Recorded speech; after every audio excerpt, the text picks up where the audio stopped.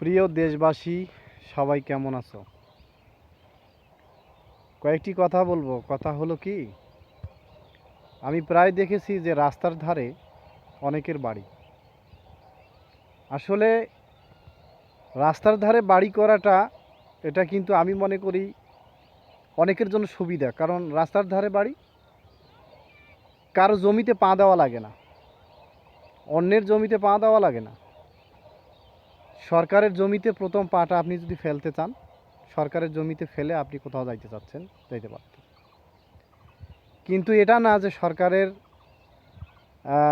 রাস্তার ধারে আপনি বাড়ি করলেন, করে আপনি রাস্তার মধ্যে খড়খড়টা এই সেই, হ্যাঁ, অনেক সময় দেখা যায় যে ধানের ক্ষেত, তারপরে লাকড়ি অমুক তমুক এই সব রাস্তার মধ্যে শুকায়। আর এই রাস্তার মধ্য দিয়ে মনে করেন যে সাধারণ মানুষ যাতায়াত করে, মোটর সাইকেলে, কেউ বাসে, কেউ এক একজন এক এক রকমের যানবাহনে যাতায়াত করে।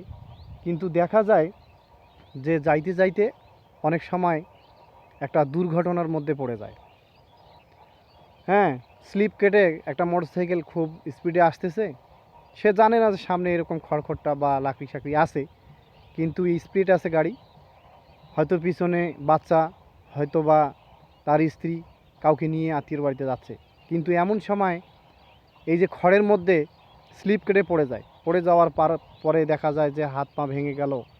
হ্যাঁ, একটা শারীরিক ক্ষতি হয়ে গেল বিশাল ধরনের, যেটা আপনি আমি কেউই জীবনে এটা ক্ষতিপূরণ আমরা দিতে পারবো না। কিন্তু আসলে কি জানেন, আমাদের মধ্যে এই সচেতনতা বা এই ধরনের চিন্তা না থাকার কারণেই কিন্তু আজকে আমাদের অনেকেরই কিন্তু বড় ধরনের ক্ষতি হয়ে বসে আছে। অনেকে মেডিকেলে আছে, অনেকে মারাও যাচ্ছে। তো আসলে আমরা কি পারি না যে আমরা নিজে সচেতন হই, অন্যকে সচেতন করি? তো যাই হোক, আমরা নিজে হেফাজত থাকি, অন্যকে হেফাজতে রাখি। সবাই ভালো থাকি, সুস্থ থাকি। সবাইকে ধন্যবাদ। আসসালামু আলাইকুম।